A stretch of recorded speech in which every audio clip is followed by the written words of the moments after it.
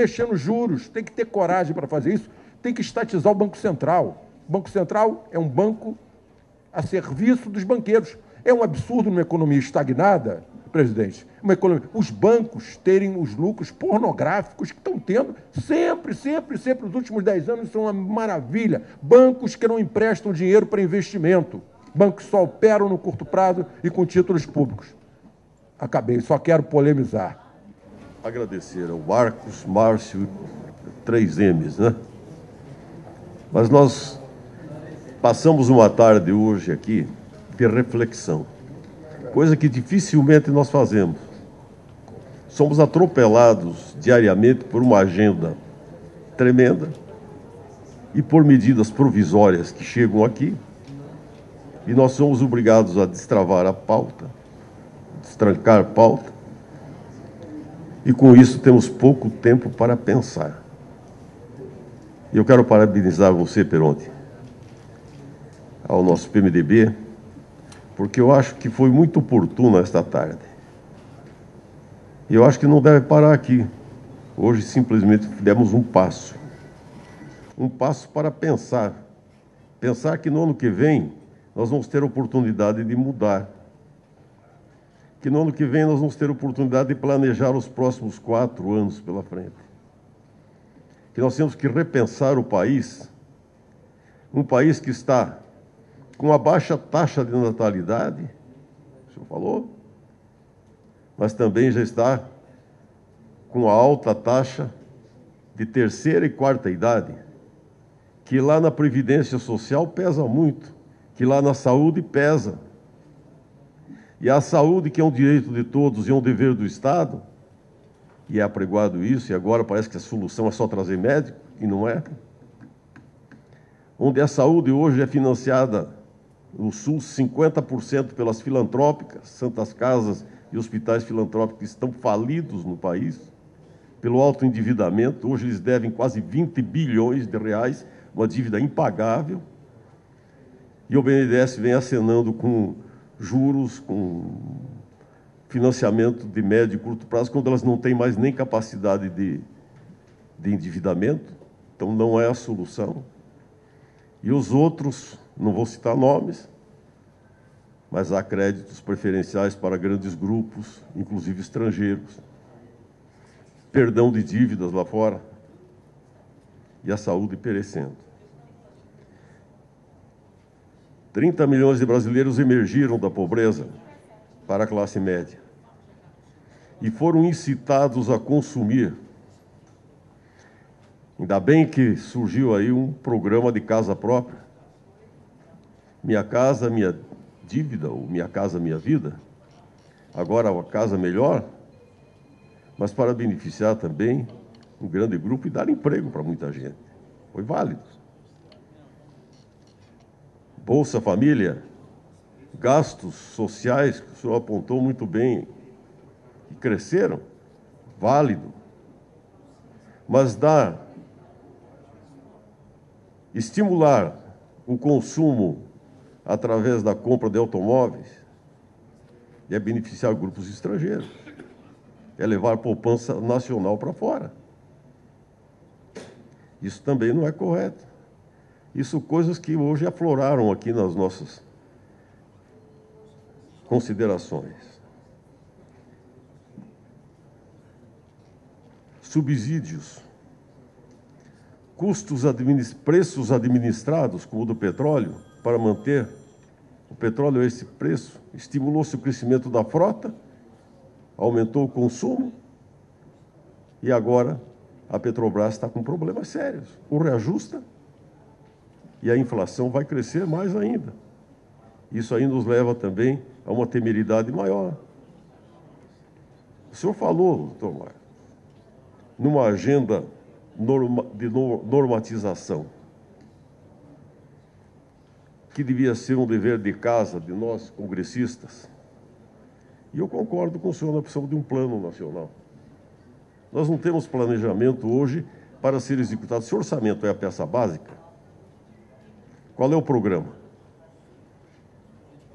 O que se pretende com o país daqui 3, 4, 5, 10 anos? Gasto com infraestrutura é uma necessidade, mas é um gargalo gerado já no passado pela falta de investimento. Setor primário. Eu vou concluir, mas me dá pelo menos um minuto mais de reflexão. O nosso setor primário está bancando a economia como um todo. O milho foi o grande responsável agora, não foi?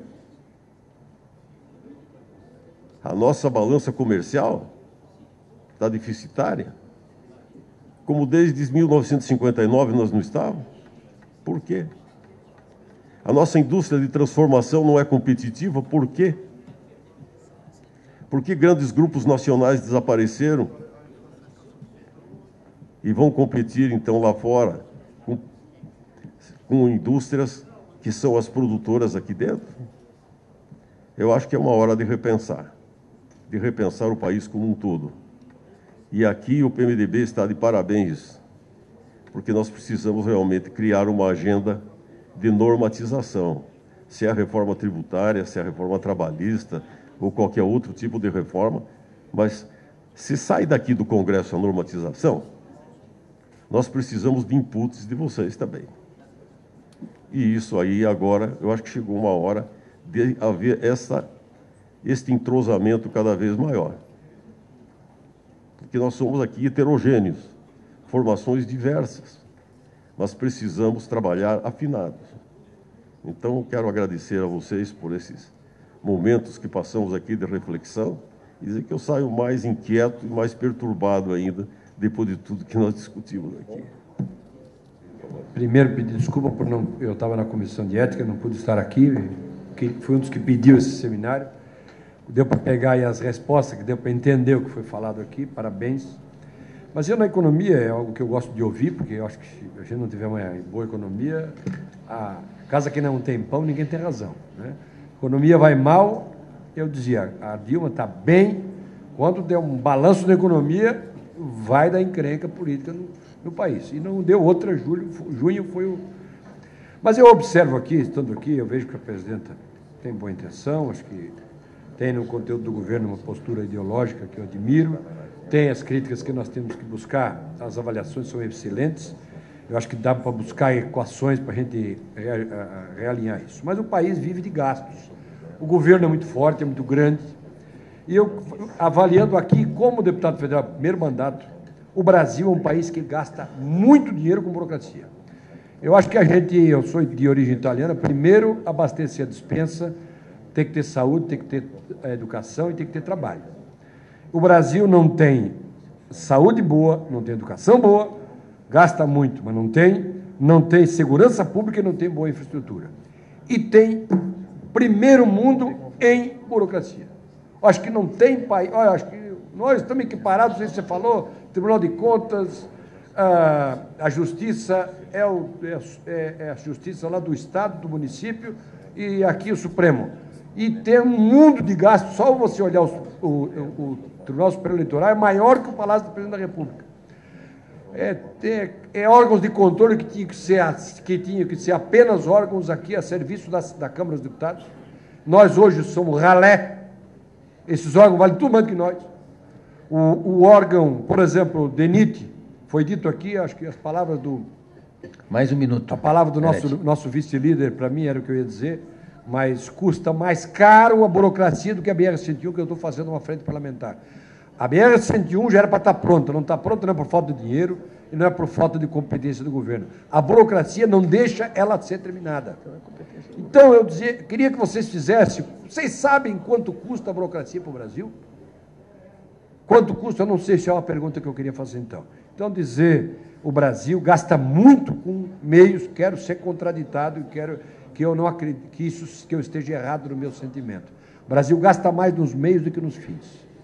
Nós não gastamos dinheiro suficiente para onde precisa produzir, onde precisa cuidar da saúde, da educação, da segurança e dos transportes e infraestrutura do país. E gastamos muito com burocracia que nós não temos dinheiro para custear, que custa caro demais controlar. Não sei se no Brasil já custa mais cara a burocracia ou mais cara a corrupção. Muito obrigado. Deputado Colato. Doutor Marco, eu milito bastante na agricultura e vou dizer uma coisa para a Vossa Senhoria. O Brasil está em pé, a economia do Brasil está em pé por causa da estiagem dos Estados Unidos.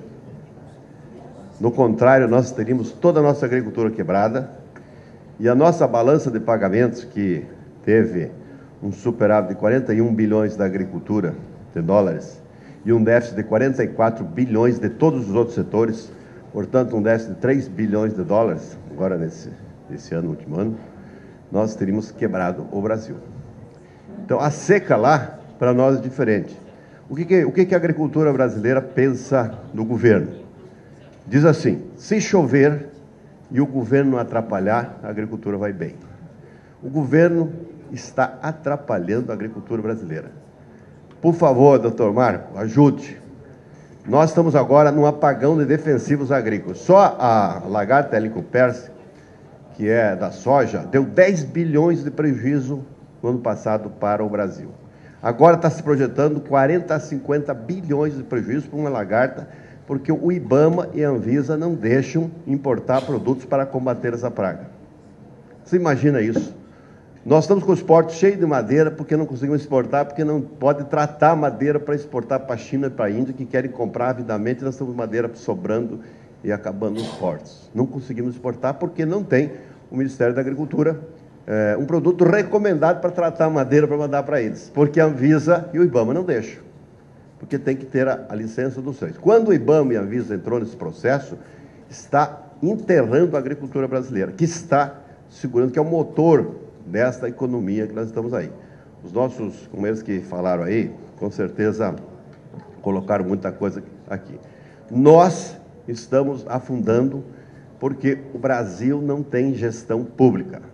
Alguém dos colegas, experimente precisar de uma decisão de governo. Todas as áreas, saúde, educação, agricultura, portos, aeroportos, estradas, DENIT, que está há 40 dias parado, 1 bilhão em caixa para gastar e não tem como gastar. Não funciona, o governo não está funcionando, doutor Marco. Não funciona o governo. Deputado Colato, mais um minuto. Um minuto. Nós estamos com uma crise de gestão sem precedentes. E esta burocracia que está aí está matando, sim, o Brasil. Nós precisamos de logística. Imagina o senhor, para colocar uma tonelada de soja no porão do navio no Brasil, custa 81 dólares a tonelada. Nos Estados Unidos, 23. Na Argentina, 20. Como é que nós vamos competir? Como é que nós vamos competir? Então, tem dinheiro, está aí, a máquina anda, mas nós precisamos que o governo funcione. Eu passo 90% ou 95% do meu tempo, deputado Peronde, resolvendo problema de governo. Onde eu vou, o governo fez isso, o fiscal aquele fez isso, o Ministério do Trabalho fez aquilo, eu não consigo trabalhar, eu não tenho licença. Estou há 2 anos tentando legalizar um produto que não tem aqui no Brasil, né, que é a cartilagem de suínos, que é uma tecnologia chinesa que está lá em depósito, não consigo exportar porque a Anvisa não dá licença. A Anvisa sentou em cima, não dá licença, não deixa fazer. Então, o governo está trabalhando contra o Brasil, está atrapalhando o Brasil, a burocracia está trabalhando. Eu acho que esse que é o negócio. Não adianta lá o Ministério fazer contas, economia, nós não temos gestão pública. Nós precisamos fazer funcionar esse país. Quem sabe a questão da meritocracia que está aí, né? Que não sei quanto que vai funcionar isso, mas precisa que alguém faça alguma coisa. Não é possível. Agora mesmo tivemos na ministra Isabela, ela confessando, não aguento mais, o pessoal não deixa trabalhar, não licencia nada, não funciona esse país. Então, nessa questão da política... Deputado Colato, por favor. Por favor, doutor Marcos, trabalhe essa questão que eu acho que resolve tudo. Não é o dinheiro em caixa, não. O Brasil tem que funcionar, só isso. E só olhar a área privada, que realmente é o modelo que nós precisamos. Obrigado. O último deputado, Edinho. Eu quero cumprimentá-lo, dizer que o PMDB, tão logo ocorreram aquelas manifestações de junho, nesta sala, o PMDB debateu imediatamente o que as ruas queriam dizer. E agora o PMDB promove esse seminário. Portanto, eu preciso registrar enfaticamente os cumprimentos por esse seminário, pela sua iniciativa e de colegas que estiveram mais próximos de você. E dizer que o PMDB tem esta alma de protagonista e tem esta ansiedade que eu gostaria de deixar muito claro. Considero que o seminário foi de alto nível. Cumprimentar o Márcio, o Mansueto, o Marcos, pela brilhante exposição, pelo debate, por esta divergência colocada aqui para todos nós. Eu tenho alguns anos de vida pública. Já disputei 10 eleições, perdi a primeira com 22 anos e depois ganhei 9 eleições. Mas sou um aprendiz da política. É claro que, quando se fala em reforma, reforma só se dá, para mim, a meu ver, em início de governo. Nós estamos no 6º semestre. O 6º, depois o 7º, depois o 8º, né? Falta 1 ano e meio.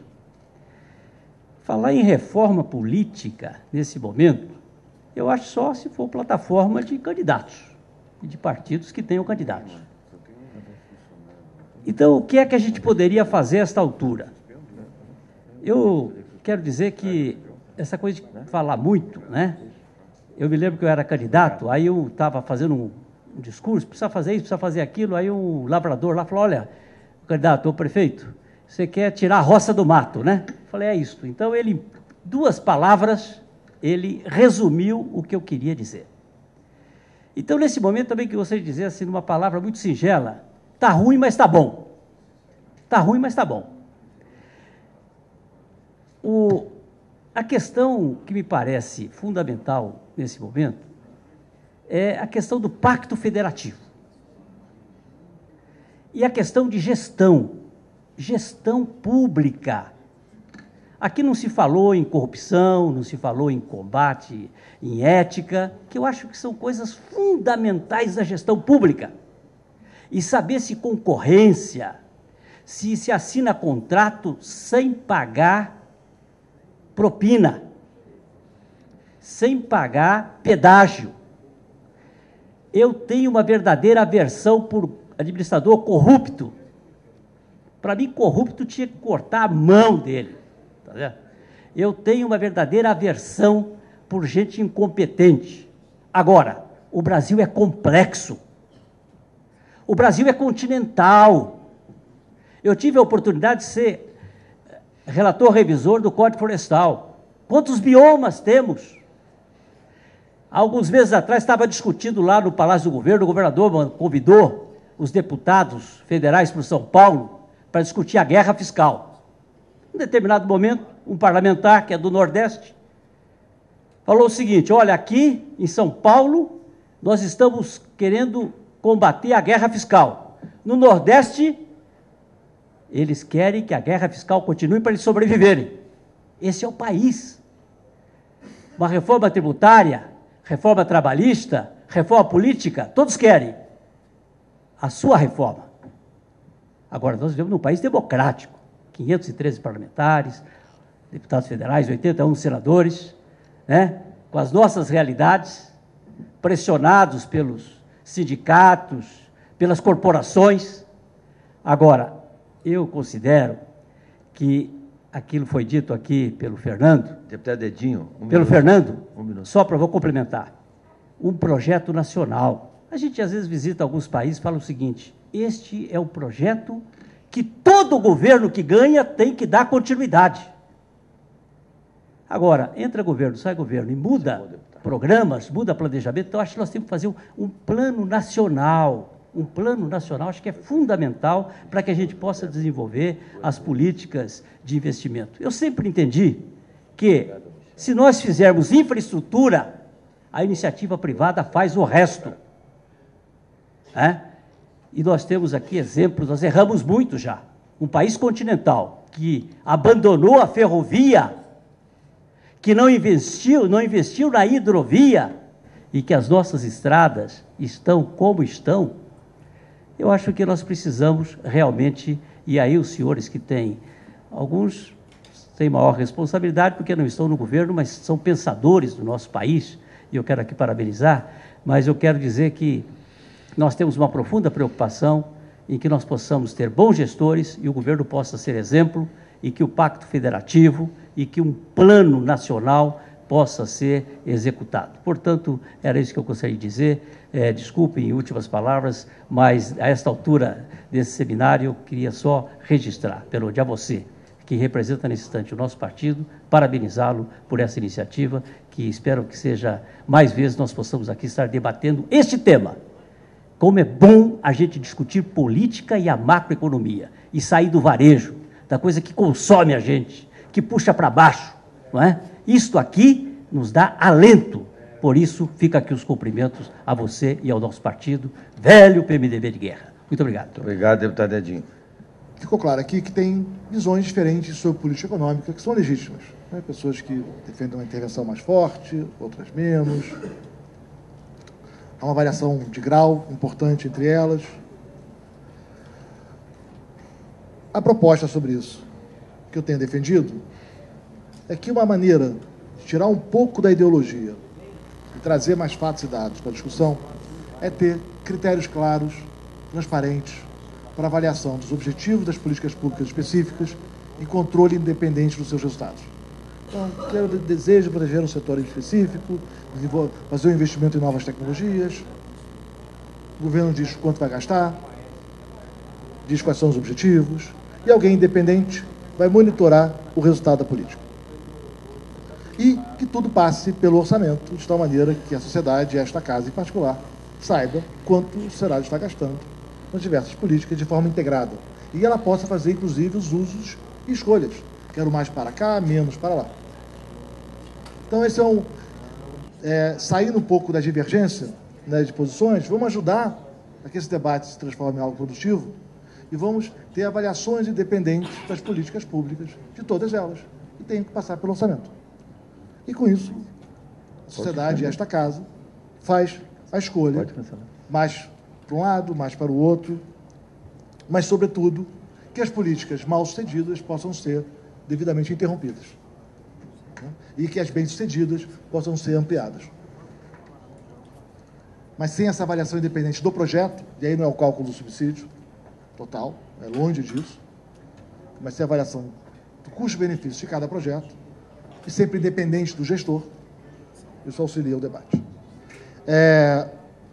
O agronegócio, eu acho que é um exemplo, e que ele sobrevive, apesar das dificuldades do país, pelo impressionante ganho de produtividade que tem tido nas últimas 2 décadas. Nos anos 90, o agronegócio cresceu sua produtividade 2,7% ao ano. Nos anos 2000, cresceu 5,6% ao ano a produtividade. E só assim para compensar as dificuldades com logística, que, infelizmente, tem crescido no nosso país, né? Como eu disse, acho que o agronegócio é um dos casos que deveria ser estudado. Entender exatamente por que deu certo, apesar das dificuldades. Compreender exatamente que aspectos da política funcionaram. Como deu certo as agências públicas desenvolvendo novas tecnologias. Qual foi o papel da abertura, do forte crescimento da produtividade do agronegócio a partir dos anos 90. As técnicas de gestão que foram difundidas. Então, entender as políticas, entender os casos, para poder reproduzir o acerto e reduzir os erros. Por fim, o Brasil está caro. Isso foi dito aqui várias vezes, e isso é verdade. E eu acho que existe, como eu disse antes, uma agenda importante, minuciosa, detalhada, mas por isso mesmo relevante. Os investimentos em infraestrutura, em particular em logística, por exemplo, não ocorrem, como eu disse, não acho que é falta de vontade política do governo, muito pelo contrário, este governo demonstra muito interesse que isso ocorra. Não decorre de nenhum órgão específico, mas eu acho que falta clareza da governança, dos mandatos, de quem decide, quais são os critérios, que deveriam ser processos relativamente tempestivos, com clareza. Olha, para construir elétrica, termoelétrica, os critérios são esses, o órgão que avalia seus impactos, os critérios para avaliação de impactos são aqueles, os critérios de compensação são aqueles outros, quem fiscaliza. Mas a complexidade tributária, a complexidade institucional, normativa, sobre esses temas, às vezes definindo muitos temas operacionais, às vezes deixando lacuna na legislação, às vezes sobrepondo atribuições, se transforma na complexidade do próprio investimento, na dificuldade de ocorrência do seu custo elevado. Eu acho que essa é uma agenda importante, ela é uma agenda difícil, ela é uma agenda de detalhes, mas ela certamente pode contribuir para a melhoria do investimento em infraestrutura, contribuindo, como eu disse antes, duplamente para o crescimento do país, pela expansão desse investimento e pelo seu impacto benéfico nos demais setores. Muito obrigado, peço desculpas por sair antes. Respondendo muito rápido, eu acho que essa colocação do Marcos foi muito boa. Quer dizer, o governo é bem intencionado, pessoas como o nosso secretário de Política Econômica enfim, são pessoas muito inteligentes, bem preparadas, o governo tem muita gente boa. Na realidade, se tem uma coisa que melhorou muito nesse país nos últimos 20 anos, é a qualidade da burocracia. Você entra hoje no órgão como o Tesouro Nacional, o Banco Central, o BNDES, você tem funcionários públicos muito bem preparados, você tem equipes muito boas, a Banco Central, o Tesouro Nacional, a Receita Federal.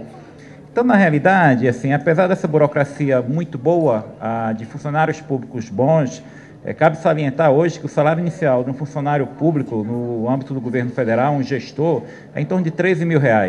Com R$13 mil, você consegue contratar um funcionário com doutorado. Ele raramente vai ganhar isso de início no setor privado. Então, hoje, o salário do setor público é competitivo para você atrair boas pessoas. A gente tem uma burocracia muito boa. Por que essa burocracia muito boa não funciona? Parte é realmente problemas de gestão, e a gente tem que descobrir o que é para fazer uma nova reforma do Estado. Parte é problema de regras. Quer dizer, essa confusão toda de regras do IBAMA, o IBAMA é a Agência Ambiental Estadual ou é o IBAMA Nacional? Isso é falta de regras. Eu tenho uma absoluta convicção, quer dizer, se fosse por boa vontade, o investimento hoje do Brasil o investimento público estaria 3%, 4% do PIB. Que a nossa presidenta, ela sempre mostrou boa vontade de aumentar o investimento público. Apesar dela ser responsável pelo PAC, ter todo o acompanhamento de gestão do governo, não conseguiu. Não conseguiu por quê? Na velocidade esperada, por quê? Porque a gente tem uma série de problemas, regras burocráticas, problemas de gestão, que isso tem que ficar muito claro para a gente ter uma agenda de mudança.